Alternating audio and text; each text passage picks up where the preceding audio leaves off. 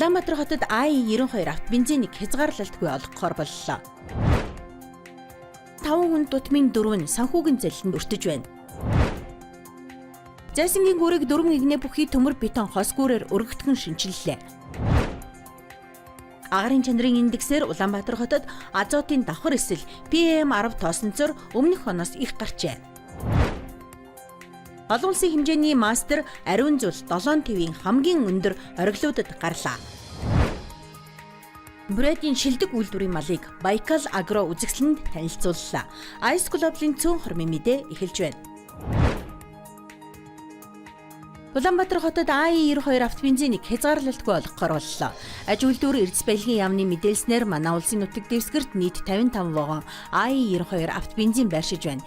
Инээс 30-нд буюу 3,000 тоннын нийслэлийн хэрэгцээнд хэрэглэнэ. Тодорхойлбол хот дотор 5 вагон, Аршаанд өртөөнд 6, Толгойд өртөөнд 19 вагон тус байна. Тэгвэл орон нутагт дархан хотод 5 вагон түлш буулсан. Сүхбаатар өртөөнөөс түлштэй 20 вагон хөдөлсөн. Өмнөөс 10-ын Эрдэнэт хот руу, 5-ын Сайн Чанд руу тус ачин. Мөн өнөөдөр Оросын улбаны улсын Наушг өртөөнөөс 36 вагон АИ-92 автобензин, 29 вагон дизель түлш Сүхбаатар бомтор орж ирнэ гэлээ. Манай улсын 5 хүн дутмын 4 нь санхүүгийн залиланд өртөж байгааг Цагдаагийн ерөнхий газар Монгол банк, Монголын банкны холбоо барин чалгах төв төрийн бас байгууллагаас хамтран тогтоожээ. Тиймээс олон нийтэд хандан дансаа бүү ашиглуул аяныг эхлүүлснээ зарлалаа. Учир нь боловсролын буюу хүмүүсийн мэдлэгийн түвшинг 10% ахиулгад захин залиланд өртөх байдал 3.1% буурч байжээ.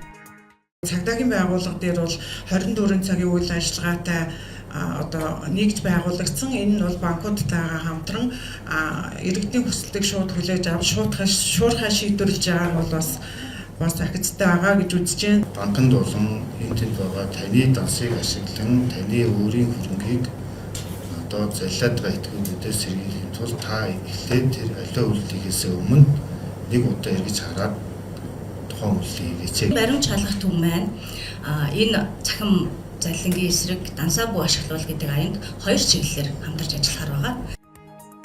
Хүний хэрэгцээ нэмэгдэхийн хэрээр тэрэнд зориулсан бүтээгдэхүүн үйлчлэгээ дагаад нэмэгдэж бий болж байна.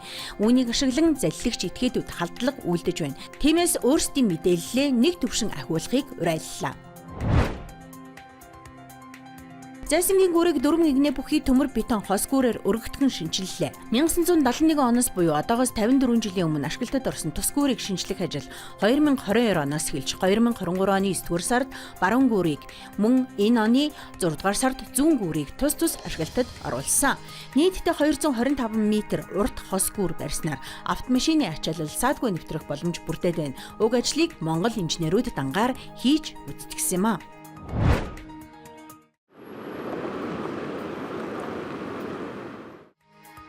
Агарын чанарын индексээр өмнөх 7 хоногт хийсэн судалгаагаар Улаанбаатар хотод азотын давхар эсэл өмнөх оны мөн үеэс их гарчээ. Мөн PM10 тооснцор өмнөх оноос өсөж стандарт хэмжээнээс 20 микрограммаар их гарсан байна.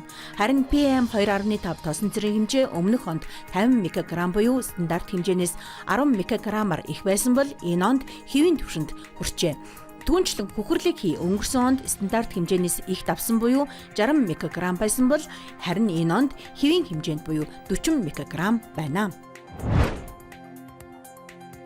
Олон улсын хэмжээний мастер ариун зул 7 твийн хамгийн өндөр ориглуудад гарчээ.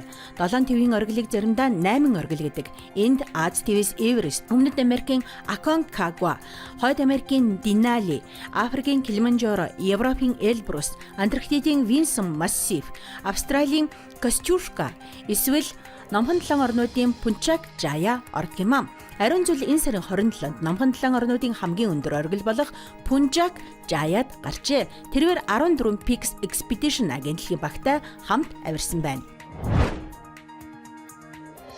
Бүрээдийн шилдэг үйлдвэрийн малыг Байкал Агро үзэсгэлэнд танилцууллаа. Үзэсгэлэнд 30 гаруй аж ахуй нэгжийн төлөөлөл оролцсноос бүрээдэд үржүүлсэн махны чиглэлийн үхэр, уугуул болон спортын адуу, удмын хуц, мөн тэмээ сарлаг багтжээ. Нийтдээ 10-аад үйлдвэрийн 80 орчим малыг танилцуулсан байна. Манай бүгд найрамдах улсад 340 мянган толгой өхөр 290 мянга гаруй хонь бий.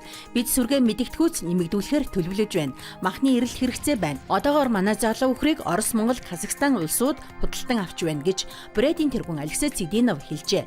Тэрээр хөдөө аж ахуйг улам илүү хөгжүүлж, шилдэг туршлагыг хуваалцах стратегийн ач холбогдлыг онцолсон байна. Ice Global-ийн цөөн хормын мэдээ байлаа. Ажлын амжилт хүсье.